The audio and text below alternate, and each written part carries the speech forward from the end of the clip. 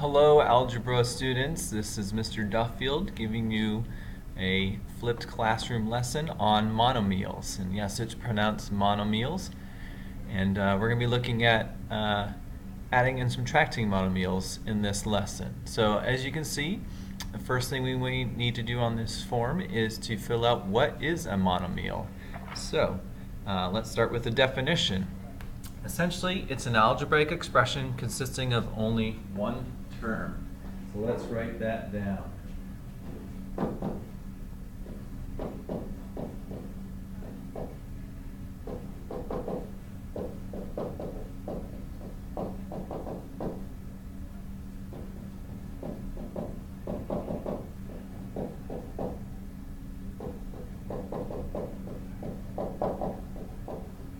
Now let's look at some examples of a monomial.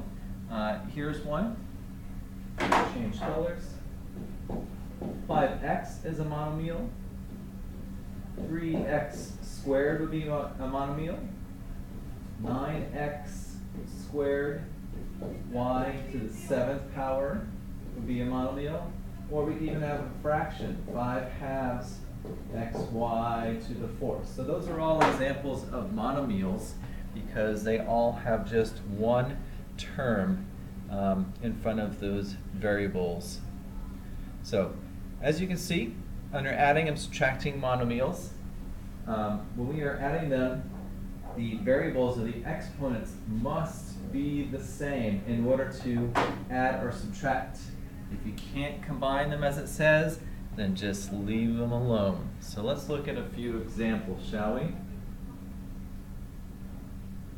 Number 1, as you can see, is the 17x minus 25x. So basically, we're just going to do the math. We're going to pretend that the x is not there because it's the same on both. So this would just become a negative 8x because we have a smaller number subtracted by a bigger number.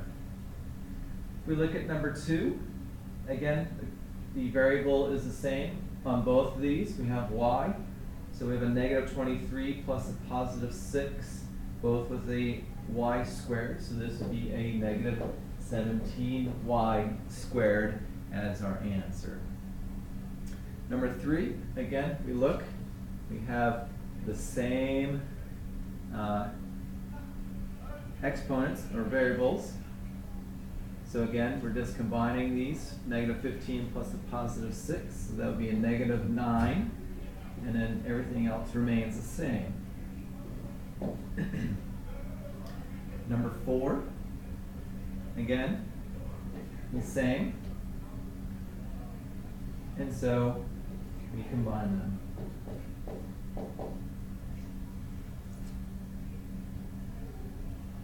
So let's pause here for a second. Go ahead and pause your video and go ahead and do 5 through 10 on your own, and then unpause it to check your answers. Here are the answers for 5 through 10. I'm guessing that maybe 18 may have thrown you for a little bit of a loop because of the fractions, but let's take a look at that real quick. Essentially, remember when you're adding or subtracting fractions, the denominator, which is the bottom value, these numbers right here, need to be the same. So if you just multiply both of these by a certain number so that you get the least common denominator. So for example, I'm going to multiply 2/5 by 3 to give me 6/15, and I multiply the negative 1/3 by 5, that would give me 5/15. So then I have 6/15 CD squared minus 5/15 CD squared. The 6 minus the 5 gives me this 1, and then the denominator stays the same in a fraction, as we know. So that's how I got that answer for that.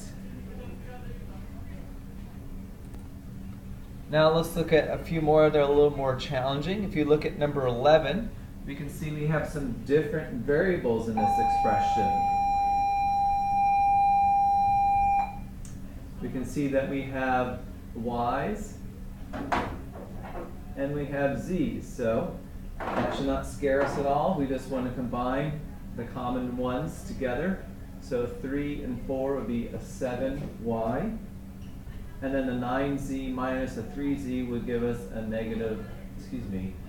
plus 6z.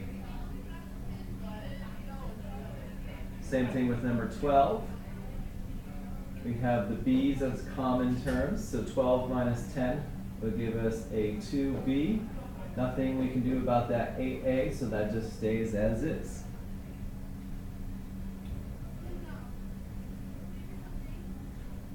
I'm going to jump ahead to 15, 16, 17, and 18. These are just word problems, and the word problems have nothing different in particular, just we are looking at them in a different way.